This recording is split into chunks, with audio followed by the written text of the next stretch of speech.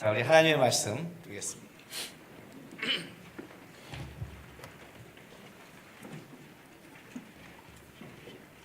하나님의 말씀 누가복음 12장 1절부터 12절입니다. 누가복음 12장 1절부터 12절 말씀 보겠습니다. 한 절씩 교독합니다. 그동안에 무리 수만 명이 모여 서로 밟힐 만큼 되었더니 예수께서 먼저 제자들에게 말씀하여 이르시되 바리새인들의 누룩 곧 외식을 주의하라.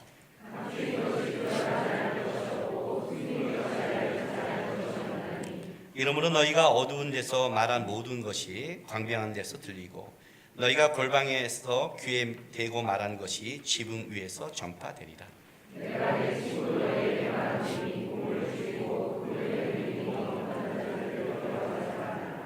마땅히 두려울 자를 내가 너희에게 보이리니 곧 죽인 후에 또한 지옥에 던져 넣을 권세가 있는 그를 두려워하라.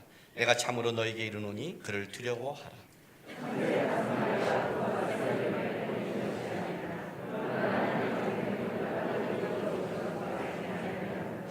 너희에게는 심지어 머리털까지도 다 세신 바 되었나니 두려워하지 말라. 너희는 많은 참새보다 더 귀하니라.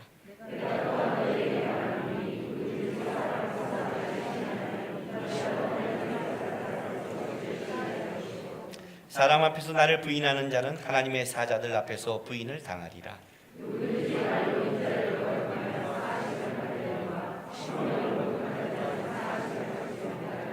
사람이 너희를 회당이나 위정자나 권세 있는 자 앞에 끌고 가거든 어떻게 무엇으로 대답하며 무엇으로 말할까 염려하지 말라.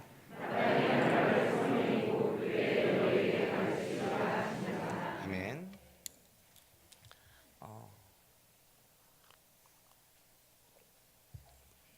아까 우리 예배 중에 이제 찬양하면서 우리 소지정 예배 인도자가 이런 중간에 멘트를 했습니다. 한 치 앞도 우리는 알지 못합니다. 라고 고백했습니다. 맞죠? 우리가 예배 드리고 나가서 어떤 일들이 우리 안에 있을지 우리는 한 치 앞도 모르고 살아갑니다. 이걸 우리가 지금 다 이렇게 고백하고 있어요. 근데 문제는 뭐냐면 한 치 앞도 모르는 우리 삶이 있는데 지금은 모르지만 어쨌든 이 순간 나는 무언가를 결정해야 된다는 겁니다. 예배 자리로 올지 아닐지, 또 자녀들 문제, 가족의 문제, 내 삶의 문제, 그렇죠? 작게는 오늘 뭘 먹을까의 문제, 교회에서 밥을 먹을까, 나가서 먹을까. 한 치 앞을 모르죠. 근데 어쨌든 결정해야 되는 것이 우리 인생의 삶의 가장 큰 문제입니다. 여러분들은 뭔가를 결정할 때 어떤 기준으로 하십니까? 어떤 기준이 여러분 안에 있습니까? 만약에 내가 한 그 기준이 100% 틀렸다면 어떻게 그걸 확인할 수 있겠습니까? 이게 이제 우리 인생의 문제죠. 성경을 보면서 여러분들이 이런 생각을 한번 해본 적 있으십니까? 왜 바리새인들은 이렇게 됐을까? 바리새인들은 사실은 경건과 거룩을 지키려고 애쓴 사람들입니다. 그렇지 않아요? 이들이 100% 잘못됐다? 그렇지 않죠. 예수님께서 뭐라고 그래요? 그들의 말은 들으랍니다. 그러니까 옳았다는 뜻이죠. 그들이 한 신앙 행위도 버리지 말라고 그럽니다. 11조 이런 거 다 지키라고 그러죠. 본문에서 찾아볼까요? 11장 42절 말씀. 화 있을지어 너희 바리새인지여 너희가 박하와 운양과 모든 채소의 11조는 드리되 공의와 하나님에 대한 사랑은 버리도다. 그러나 이것도 행하고 저것도 버리지 말아야 할 것이니라 그래요. 그러니까 그거 한 것이 잘못된 게 아니죠. 잘한 거죠. 잘한 건데 그 잘한 것을 하면서 다른 것을 버렸다는 게 문제가 된 거죠. 사실 그들이 한 그것은 옳은 것을 행한 거예요. 옳은 걸 행한 거예요. 근데 왜 이렇게 됐을까요? 왜 이걸 여러분에게 질문하냐면 여러분이 여기에 대한 고문이 없으면 우리는 다르다라고 생각하면 안 되죠. 성경에서 이렇게 모든 걸 기록할 때 우리가 그렇게 될 수 있죠. 우리도 똑같은 죄인이고 똑같이 죄의 영향 속에 살아가고 있잖아요. 그러면 우리가 그렇게 안 되려면 안 돼야 될 뭔가 다른 게 있어야 되는 거 아니에요? 오늘 이 바리새인들이 왜 이렇게 됐을까요? 도대체 너무 그 기준이 옳았다는 게 문제가 되는 거예요. 바리새인들이 해야 될 행동이 틀린 게 있었다면 그들은 점검했을 거예요. 그리고 다른 사람에게 들었을 거예요. 근데 그들은 너무나 옳았어요. 예수님도 인정해야 될 만큼 옳았어요. 예수님도 인정해야 될 만큼 옳았어요. 근데 그 옳은 게 다른 거를 틀어지게 만들었다는 게 문제예요. 이게 어려운 거예요. 우리가 어떤 기준을 정할 때 너무 옳아서 문제가 될 때가 있어요. 그 기준이 너무 옳아서 다른 게 안 보일 때가 있어요. 그러면 어떻게 정해야 되는 거예요? 옳아도 문제가 되니까. 그렇다고 틀리게 할 수는 없지요. 이제 그게 오늘 가장 큰 문제가 되는 거예요. 바리새인이 왜 바리새인이 됐을까? 왜 됐을까 도대체? 이제 오늘 그거에 대한 결론적인 이제 대답을 해주는 게 오늘 본문부터 시작하는 거예요. 오늘 보세요. 본문은 그래서 이렇게 시작해요. 12장 1절. 그동안에 무리 수만 명이 모여 서로 밟힐 만큼 되었더니, 그동안에 이런 상황들 가운데란 뜻이에요. 이런 상황을 앞에 지금 예수님께서 귀신 들려 보지 못하고 뭐예요? 말하지 못한 자를 쫓아내시죠. 그래서 그를 온전하게 해주죠. 그 예수님께 뭐라고 그러죠? 바리새인들이 귀신의 왕 바알세불의 힘을 입어 쫓아냈단 말을 듣고 나서 이제 논쟁이 계속되잖아요. 표적부터 시작해서. 그리고 누가복음에는 화로다. 예수님께서 이제 바리새인에게 대놓고 시비를 걸려고 작정하셨죠. 대놓고 작정하셨죠. 식사 초대하는데 일부러 가서 일부러 손 씻지 않고, 손 씻지 않고 이상히 여긴 거 보자마자 그냥 퍼부어냈죠. 화로다. 이유가 있는 거예요. 너무나 이쪽이 옳기 때문에, 너무나 바른 기준을 갖고 있어서 그들에게 어떻게 말해도 그것이 바뀌어지지 않으니까 어떻게 되는 거예요? 완전히 진짜 우리 말로 하면 지랄 떤 거예요. 그래야 생각하니까. 근데도 바리새인이 안 바뀌었죠. 왜? 너무 오른쪽이 오르니까. 이런 상황들 가운데 어쨌든 예수님이 수만 명이라면 설마 수만 명이 오진 않았을 거예요. 과장법이죠. 진짜 많은 무리들이 몰려오기 시작한 거예요. 근데 그들에게 이제부터 얘기를 시작하는데, 예수님께서 이 대화를 할 때 재밌는 게 뭐냐면, 오늘 본문에 봤더니 예수께서 12장 1절에 먼저 제자들에게 말씀하 이르시되, 먼저 시간적으로 말한다면 맨 처음에는 제자들에게 그렇게도 말하지만 어떤 면에서 가장 중요한 것이에요. 가장 중요한 것을 제자들에게. 왜냐하면 이제 대화가 오늘 어떻게 나오냐면 무리가 수만 명 모였어요. 그러니까 무리와 제자가 섞여 있는 거죠. 예수님 앞에. 그래서 지금 시작은 제자들에게 먼저 말하고 22장 13절 보세요. 13절에 가면 무리 중 한 사람이 이르되 또 무리에게 얘기하세요. 그리고 22절 갔더니 또 제자들에게 또 말씀하세요. 그렇죠. 41절 갔더니 베드로가 여짜오되 제자가 물어서 제자에게 대답해요. 그리고 54절 갔더니 누구한테요? 또 무리에게 이르시되. 그러니까 지금 수많은 사람이 있는데 예수님께서 제자에게 말했다가 무리에게 말하고, 제자에게 말하고 무리에게 말하는 거예요. 좀 포인트가 다르죠? 제자에게 말할 때는 무리가 어떻게 듣던 중요하지 않은 거예요. 중요하지 않아요. 그 무리가 할 때 무리한테 얘기하는 게 있어요. 지금부터는 예수님께서 왜 그렇게 했는지를 이제 설명해 가는 거예요. 그래서 먼저 중요한 것을 제자들에게 말씀하신 거예요.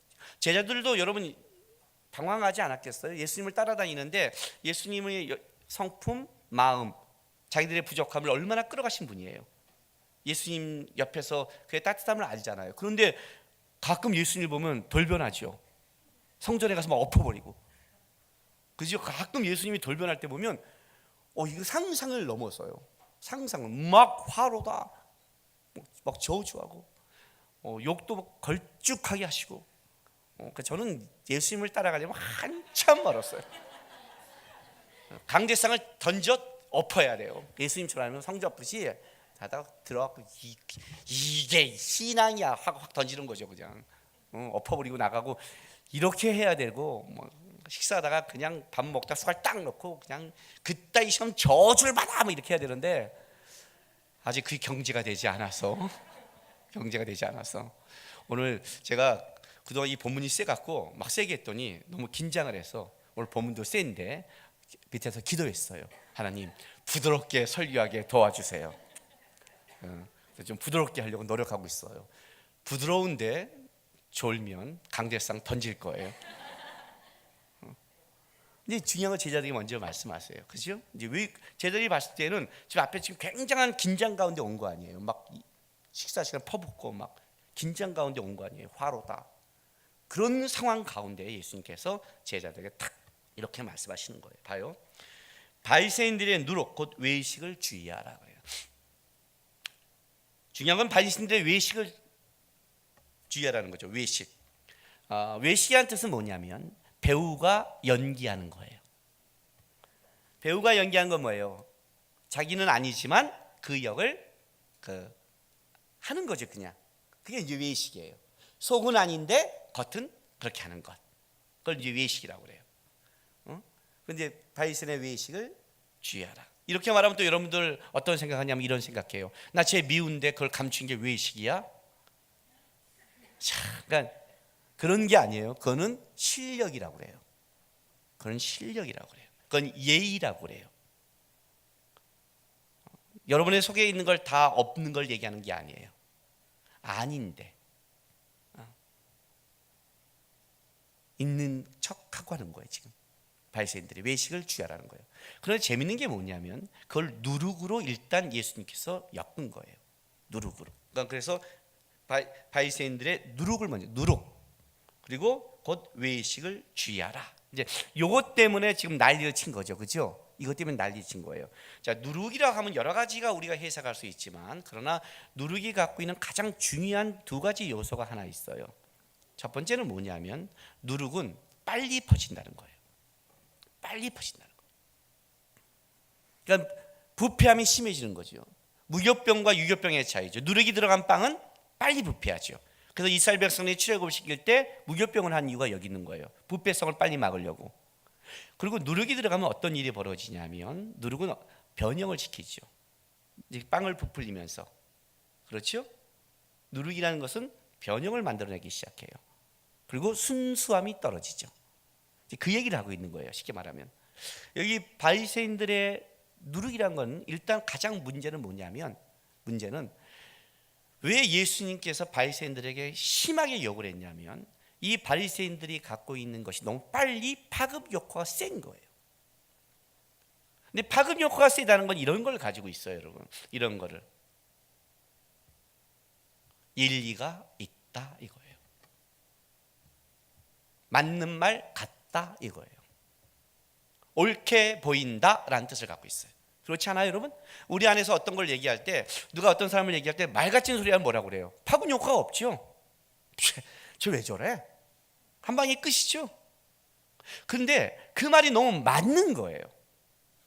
그리고 그 신앙행위가 옳은 거예요. 예수님마저도 인정할 만큼 그들의 말한 그 11조와 신앙생활에 대해서는 틀렸다라고 말하지 않아요. 행해야 된다고 말을 해요. 그들의 말은 들어야 된다고 얘기를 해요. 이 너무나 옳은 정당한 것 때문에 어떤 일이 벌어져요? 파급 효과가 대단한 거예요. 대단한데 그 부패성 또한 대단한 거예요. 왜? 옳기 때문에. 틀리면 점검을 하거든요. 여러분 길을 가는데 야 이거 좀 아닌 것 같지 않니? 누가 말하는데 그래 좀 아닌 것 같아. 그러면 잠깐만 천천히 달려 돌아봐 이렇게 봐요. 왜 그런 줄 아세요? 길을 잘못 들면 가장 큰 심각한 문제가 뭔지 아세요? 잘못 들었다가 아니라 잘못 간 만큼 돌아와야 되잖아요. 그러지 않아요? 제가 등산을 싫어한 이유 아닙니까? 올라간 만큼 내려와야 된다는 거 아니에요? 올라가고 케이블카로 내려오면 얼마나 좋겠어요. 저는 등산을 가면 그런 데밖에 안 가요. 케이블카가 있는 것. 그게 문제잖아요. 잘못된 여러분 인생을 살 때 길이 잘못 틀 때 이게 뭐가 문제냐면 잘못 간 내가 문제가 아니라 잘못 간 만큼 돌아와야 되는 게 문제예요. 그리고 우리는 뭐예요? 잘못 간 데까지 쫓아가서 끌고 와야 되는 게 더 문제예요. 이게 어렵죠, 인생에서요. 근데 뭔가 좀 틀린 것 같으면 속도가 조절되죠. 생각하죠. 근데 모두가 아는데 야, 이상한 거 맞아. 그럼 어떻게 돼요? 쫙 가죠. 쫙 가서 아니면 어떻게 돼요? 제가 한 몇 년 전에 어느 교회 집회를 가는데 허리가 그때도 다쳤어요. 그래갖고 그 교회 집회 옆에 뭐가 있냐면 우리 들로스 목사님이 바이블 그 성경 공부를 이렇게 어디를 빌려서 공부할 때였어요. 근데 저는 그때 너무 허리가 다쳐서 집회는 가야 되는데 근처에 가서 24시간 누워 있었어요. 그리고 이 복대를 하고 지팡이를 짚고 와서 앉아서 집회를 한 적이 있었어요. 근데 근처까지 나를 인도하는 우리 그 목사님이 계셨는데, 우리 둘로스 그 옆에 다른 목사님이 가는 거죠. 막 가는데 이제 막 가는 거예요. 근데 가다가 내가 좀 야, 여기 좀 이상하다 그랬더니 뭐라는 줄 아세요? 에이, 내비가 일로 인도하래요. 그래요. 그 옆에 내비가 맞겠죠. 그래도 여기 기도원이 갈 장소는 아닌 것 같아. 아이, 맞아요. 그래도 이것도 다 그러더니 내 말 무시하고 막 달렸어요. 그리고 딱 도착했어요. 도착했습니다. 절벽 밑이었어요. 내비가 산길로 가서 절벽 밑에 딱 세워놨어요. 그래서 제가 어떻게 할게요? 지랄을 했죠. 허리 아파 죽겠는데 그냥 이 새끼들이 이제 인도한다는 게 새끼야, 운전을 해도 생각을 해야 될 거 아니야. 왜 내비가 가끔 내비 니은이 되는 줄 알아? 여자들이 말할 때 조심해. 아무 여자나 인생 따라가는 거 아니야. 내가 하면서 막 욕을 막 바가지로 했어요. 이게 문제예요, 우리 인생에서. 이게 문제예요, 실제로. 여러분이 옳다는 것을 어떻게 정확하게 알 수 있겠어요? 마태복음 7장에 가면 무서운 말이 있어요. 저는 이 말이 항상 제 마음에 새겨져요. 예수님 앞에 서서 이렇게 말을 해요. 예수님 앞에 서서 이렇게 말한다고요. 내가 주의 이름으로 선지자 노래했습니다. 내가 주의 이름으로 많은 권능을 행했습니다. 내가 주의 이름으로 귀신을 쫓았습니다. 불법을 행한 자야. 놀랍죠? 예수님 바로 그 앞에서 예수님의 판결이 불법이라고 나오는 그 판결 앞에 자기는 상 받을 거라고 착각하고 서 있는 그 사람들이 있다는 게 이게 바리새인들이었겠죠. 우리는 아브라함의 자손이고, 우리는 이렇게 신앙생활했고, 우리는 자금까지 11조를 드렸고, 우리는 일주일에 2번 금식을 하며, 우리는 새벽 기도를 하고, 우리는 하나님께 드렸어. 하나님이 분노하기 시작했죠. 어떻게 그러면 이걸 알 수 있냐는 거예요. 도대체. 자, 예수님이 이렇게 설명하세요. 2절 3절 보세요. 감추인 것이 드러나지 않는 것이 없고, 이 드러나다는 이 표현은 언제 쓰는 성경의 단어냐면 하나님의 계시가 나타날 때 쓰는 단어고, 또 하나는 하나님의 최종 심판 때 앞에 쓸 때, 그러니까 쉽게 말하면 종말론적 사고예요. 이 다음에 네가 하나님 앞에 쓰면 하나님 앞에는 감추어진 것이 없다는 거예요. 기억하라는 거죠. 그럴 때 쓴 단어예요. 드러나지 않을 것이 없고 숨긴 것이 알려지지 않을 것이 없나니, 이러므로 너희 어두운 데서 말한 모든 것이 광명한 데서 들리고 너희 골방에서 귀에 대고 말한 것이 지붕 위에 전파되리라. 재밌는 게 뭐냐면 감추인 것이라는 뜻이 완벽하게 덮은 것이라는 뜻이에요. 이 땅에서 완벽하게 덮은 것, 완벽하다고 생각한 것, 귀에 말해서 아무도 모른다는 것이 분명히 말한다. 감출 수 없다. 드러날 것이다. 하나님 앞에 온다면 모든 것이 드러날 것이다. 완벽하게 드러날 것이라고 얘기해요. 그렇게 말하고 보세요. 4절 5절 보세요. 내가 내 친구 너희에게 말하노니, 재밌는 표현이 공관복음서에서 제자들에게 가르쳐 내 친구라고 한 것은 여기가 유일한 표현이에요. 얼마나 여기가 중요했으면 예수님께서 제자가 아니라 내 친구, 그 원어에는 그러나라는 단어가 앞에 있어요. 그러나, 아주 강조하는 거죠. 그러나 내가 내 친구 너희에게 말하노니 몸을 죽이고 그 위에는 능히 더 못하는 자를 두려워하지 말라. 마땅히 두려워할 자를 내가 너희에게 보이리니 곧 죽인 후에 또한 지옥에 던져 넣을 권세 있는 그를 두려워하라. 내가 참으로 너희에게 이르니 그를 두려워하라. 그를 두려워하라가 계속 강조되기 시작하죠. 그죠? 그를 두려워하라. 그를 두려워하라. 사실 오늘 제 본문 제목의 설교를 그를 두려워하라라고 쓰다가 또 본문 제목 보고 설교 안 듣고 갈 분이 생길까 봐 우리가 서야 될 자리라고 제가 썼어요. 우리가 서야 될 자리가 어딘지. 예수님이 좀 이렇게 말하는 거예요. 감추인 게, 완벽하다고 생각한 것, 네가 생각한 그것이 드러날 때가 있다. 이 땅에 어떤 것도 감출 수 없다. 귀에 얘기한 것도 다 다른 말로 할게요. 하나님은 모든 것을 알고 계시고 듣고 계신다는 뜻이에요. 하나님은 모든 걸 알고 계시다. 그 다음 표현 볼까요? 12장 6절부터 참새 5마리가 두 아사르네에 팔리는 것이 로마 화폐 중에 작은 동전 화폐 단위인데 여기서는 참새가 아니라 실제로는 원어는 작은 새예요. 그러니까 작은 새 5마리가 두 아사르네에 팔리는 것이 아니냐. 그러나 하나님 앞에는 그 하나도 잊어버리시는 바 되지 아니하다. 소홀하다. 하나님은 다른 어떤 거 하나도, 작은 새 하나도 소홀히 버리지 않는다. 알고 있다. 자, 7절. 너희는 심지어 머리털까지도 다 세신 바 되었나니, 그죠? 지적해 드릴까요? 심지어 그 머리카락들조차도 모두 세워져 있다요. 하나님이 세워져 있다. 두려워하지 말라. 너희는 많은 참새보다 더 귀하냐. 재밌어요? 재밌어요. 앞에는 두려워하래요. 두려워하래요. 여기는 두려워하지 말래요. 무슨 말이에요? 하나님은 작은 거 하나, 우리의 머리털까지도 다 세신 바 되어 있고, 작은 새 한 마리가 어떻게 되는 것도 알고 있다는 거예요. 하나님은 알고 있다. 그러니 이 세상의 힘과 세상의 능력과 세상의 기준에 맞춰서 가는 것을 쫓지 말라는 거예요. 세상의 기준에 안 맞춘다는 것은 두려운 일이죠. 왜냐하면 세상을 역행해야 되는 거니까. 그 역행할 때 두려워하지 말라는 거예요. 하나님이 알고 있다. 다른 말로 할까요? 혹시 내가 오해를 받아도 두려워하지 말라. 왕따가 돼도 두려워하지 말라. 인생이 어려워도 두려워하지 말라. 하나님이 너를 알고 있다. 하나님은 알고 있다. 이 표현이 무슨 표현인 줄 아세요? 여러분, 내세 신앙이라는 것은 굉장히 중요한 거예요. 우리는 내세 신앙을 잘못 이해해요. 내세 신앙은 이거예요. 이 땅의 것이 이 땅으로 끝나지 않고 우리가 가야 될 곳이 있다예요. 바라본다는 거예요. 그래서 이 땅을 막 살자가 아니에요. 근데 그 내세 신앙은, 기독교는 이런 말을 써요. 종말론적 신앙이라고 해요. 종말론적 신앙이라는 건 이런 뜻을 가지고 있어요. 이 땅의 가치, 기준, 힘, 살아온 모든 것은 종말, 끝을 맺을 것이 있을 것이다. 그리고 내세, 하나님의 나라, 새로운 나라의 새로운 가치와 기준이 시작되면서 이 땅의 것은 심판받을 것이다. 그래서 우리는 이 땅에서 어떻게 살아가요? 이 땅의 가치를 쫓는 게 아니라 하나님의 나라의 가치를 쫓는 거예요. 이 땅에. 그걸 내세 신앙이라고 그래요. 그래서 내세 신앙을 가지면 뭐가 나타나기 시작하냐면 이 땅에 버릴 것과 취할 것이 분명해져요. 왜냐하면 기준이 이 땅이 아니라 하나님 앞에 있으니까. 그걸 가지라는 거예요.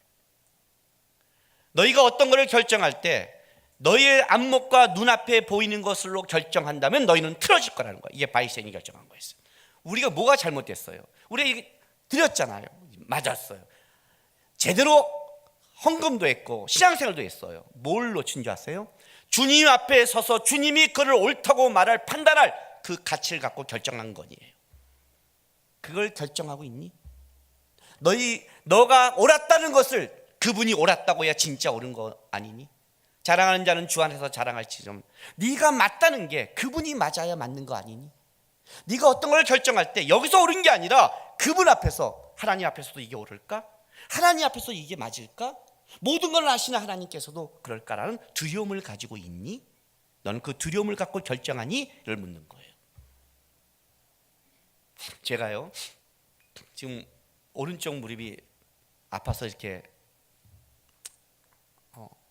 앉아서 드려요. 그럼 내가 제일 관심을 가져야 될 게 어디죠? 지금요? 오른쪽 무릎이겠죠, 그죠? 그래서 약을 먹고 이제 냉찜질을 해야 돼요.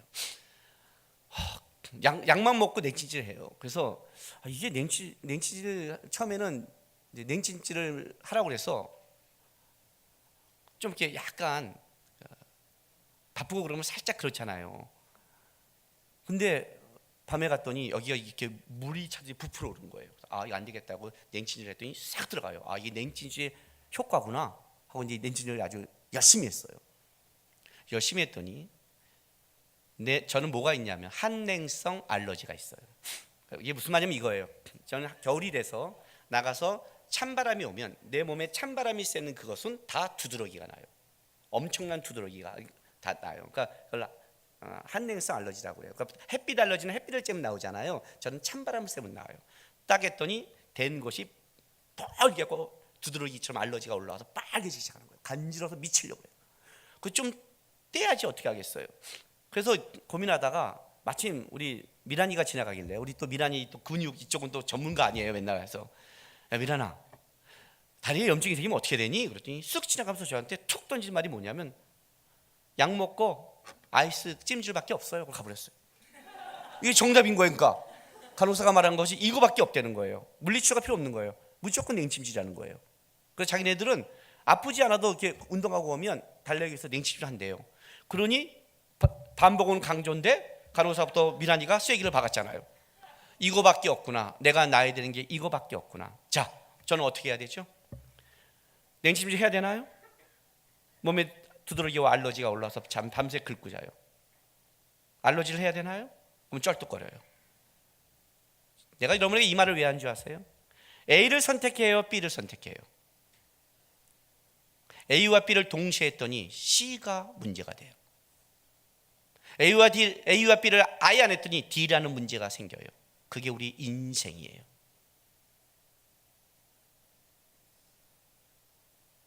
우리가 살아가면서 이것이 옳다는 게 몇 개나 될까요? 대부분의 인생의 문제는 A를 선택했더니 B가 문제가 되고, B가 선택했더니 A가 문제가 돼요. A, B를 다 했더니 C의 문제가 나고, A, B를 했더니 D의 문제가 나와요. 그게 우리 인생이에요. 어렵지 않아요? 어렵죠? 뭐가 기준일까요, 여러분? 뭐가 기준일까요? 이게 기준이에요. 관절만 생각하면 저는 무조건 냉찜질을 해야 돼요. 피부를 생각하면 하지 말아야 돼요. 근데 관절도 피부도 내 몸이에요. 나는 내 몸을 건강하게 하려고 한 거지 관절만 튼튼하게 아니에요. 물론 가장 심한 게 관절에서 하고 있지만 너무 두드러기가 심하면 뛰어야 돼요. 관절을 놨지만 뛰어야 될 때가 있는 거예요. 관절이 중심이면 잘못된 거겠죠. 그러나 기다려야 될 때가 있어요, 인생에는요. 그래서 왜 안 했어요? 오른데 기다려야 되는 거예요. 왜? 몸을 세우는 거니까. 어저께 아침 저녁 관절염약을 먹어요. 저녁을 먹고 먹어야 되는데 깜빡했어요.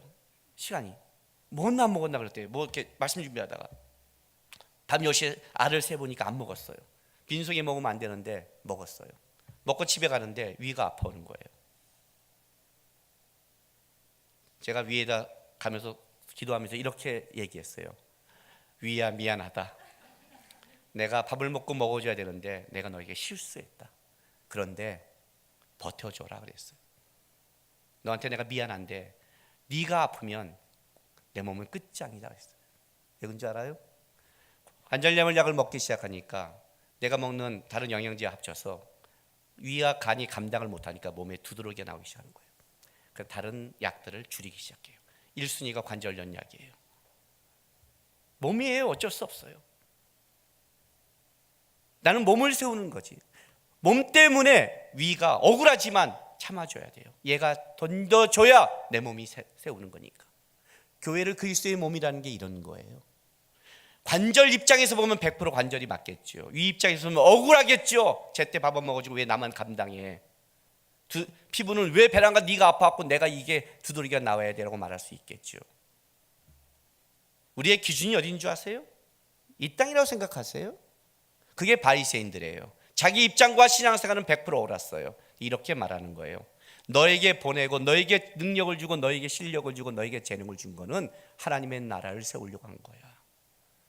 주님 앞에 섰을 때 주님이 옳다는 그거를 두려움을 갖고 네가 결정하지 않는다면 너의 결정은 틀렸어. 바리새인들은 이 두려움이 없는 거야.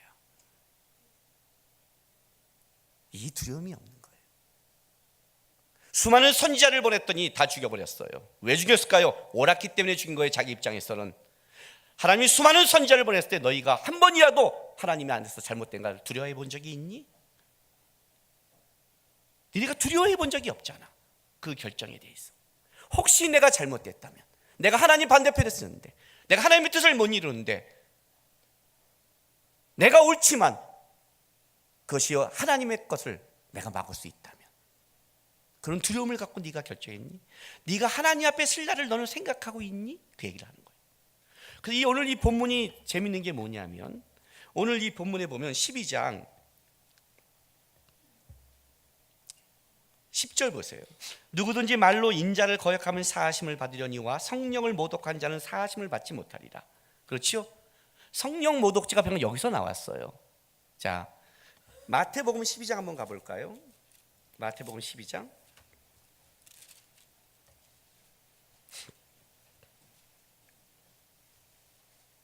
마태복음 12장 31절 32절 한번 보세요.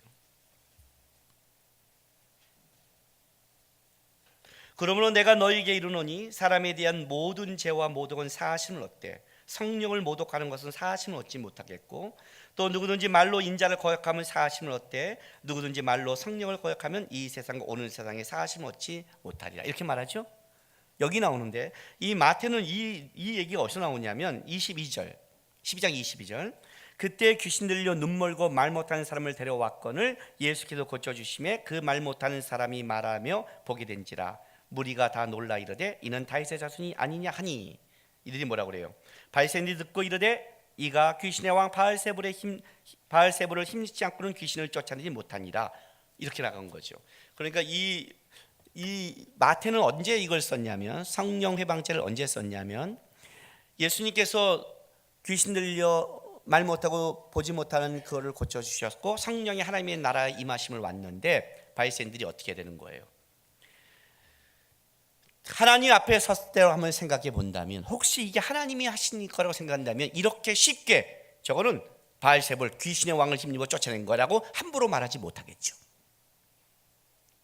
만약에 하나님 하신 거라고 했다면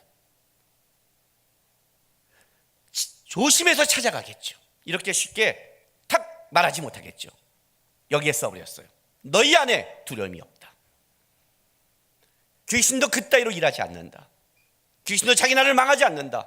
성령이 오심으로 귀신이 난 거라면 뭘 증명됐냐면 너희가 하나님을 두려워하지 않고 성령의 일에 대해서 두려움이 없는 걸 그걸 증명한 것이다. 이렇게 된 거예요.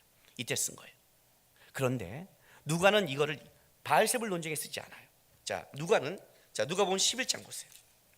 누가복음 11장 14절 15절이 예수께서 한 말 못하게 하는 귀신을 쫓아내시니 귀신이 나가매 말 못하는 사람이 말하니라. 무리들이 놀랍게 여겼으나 그 중에 더러는 말하기를 그가 귀신의 왕 바알세불을 힘입어 귀신을 쫓아낸다고.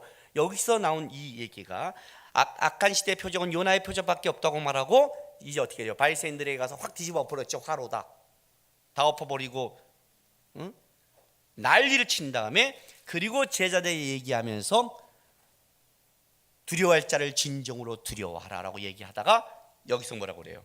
10절 11절에 누구든지 말로 인자를 거역하면 사하심을 받으려니와 성령을 모독하면 사하심을 받지 못하다. 였다 이 본문을 썼다는 거죠. 더 크게 이 사건을 집어넣은 거예요. 자, 성령 회방죄에서 굉장히 많이 두려워하잖아요. 그죠? 이런 거죠. 이게 단순하게 뭐 하나 잘못했다고 하는 걸 말하는 게 아니에요. 쉽게 말할게요. 가룟 유다와 베드로의 차이예요. 똑같이 예수를 부인했고 똑같이 저주했어요. 그렇죠? 어떤 면에서는 베드로가 더 밉죠. 그렇게 쫓아가겠다고 손들고 약속하고 왔다가 말은 더 많이 저주했으니까. 그렇죠? 근데 베드로를 성령 해방자라고 안 해요. 왜 그런 줄 알아요? 베드로가 무너지는, 인자를 거역한 자는 사하심을 받는데요. 무슨 말이에요? 예수를 쫓아가다가 그의 연약함과 부족함 때문에 무너질 수 있어요. 그런데 베드로는 하나님을 두려워할 줄 알고 예수를 사랑하는 마음이 있었어요. 그래서 회복이 되는 거예요. 유다는 자기 의지가 있었고 자기 오름만 있었어요. 자기가 책임지고 죽어요. 다른 거예요. 여기다 집어넣었어요.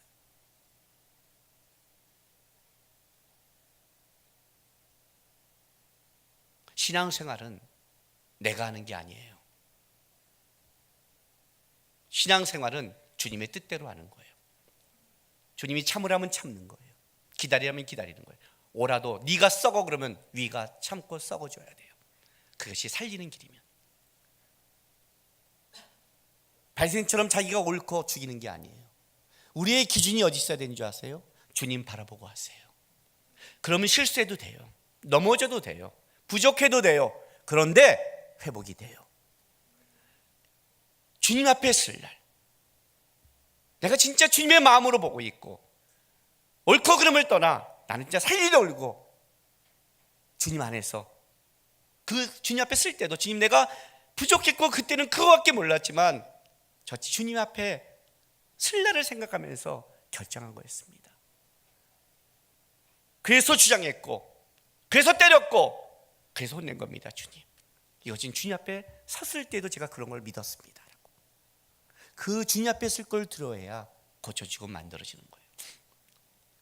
제가 카톡 대문에 글자를 바꿨어요. 그랬더니 선교사님이 오래간만에 연락이 왔는데 대문에 그 글에 너무 은혜를 받아서 그냥 마음을 나누고 싶었대요. 그 카톡 대문에 이렇게 썼어요. 지나고 나면 아무것도 아닌 것을. 저희 어머니가 우리 아내하고 저랑 결혼한 다음에 첫 인사드리고 시골에 갔을 때 시골 어른들 만나면서 하신 말이에요. 옛날 족보 문제 때문에 싸운 적이 있고요. 옛날 사람들이 얼마나 족보가 중요했어요. 그죠? 족보 문제 때문에 싸울 일이 있었는데 지금 와봤더니 족보 사지도 않잖아요. 돈만 든다고. 중요하지도 않잖아요. 그때는 원수가 됐는데 인사도 만나면서 다 늙으셔서 이렇게 말하는 거예요. 우리 어머니가 지나고 나면 아무것도 아닌데 그때 그게 왜 이렇게 중요하다고 싸웠는지 몰랐겠어요. 그러니까 그러게 그래요. 그 말씀이 생각났어요. 그걸 다시 썼어요. 지나고 나면 아무것도 아닌 것을 목숨 걸고 지키지 말자. 힘들 수 있고 오해받을 수 있고 그 길이 어려운 길을 갈지 모르겠지만 하나님 앞에 섰을 때 하나님이 옳다는 그거 바라보고 가보자. 그거 보고 가보자.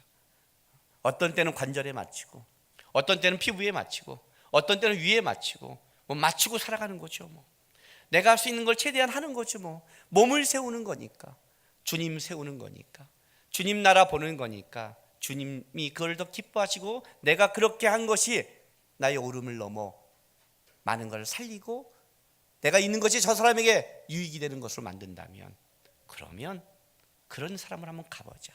지나고 나면 아무것도 아닌데. 이해가 되세요? 우리가 서야 될 자리가 있습니다, 여러분.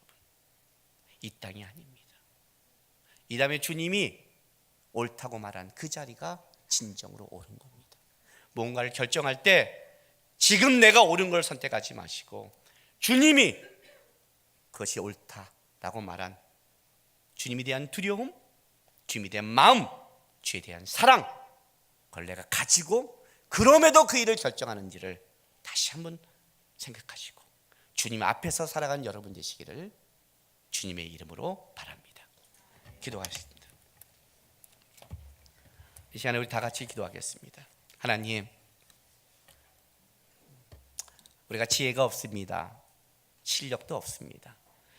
이 땅을 살아갈 때 뭔가를 하려 결정하고 있는데 그것이 단순히 유익이 될지 화가 될지도 모릅니다. 주님 바라보고 하겠습니다. 뭔가를 결정할 때 주님께 기도하고 주의 마음을 좀 먼저 달라고 하고 주의 사랑인지를 점검하면서 이 다음에 내가 주님 앞에 섰을 때 그래도 잘했다, 참 잘했다라는 주님의 칭찬을 기대하면서 이 땅에 한번 살아가 보겠습니다. 주님, 제 삶을 좀 인도해 달라고 우리 시간 다 같이 이 시간 다짐하며 기도하며 나가겠습니다. 기도하겠습니다.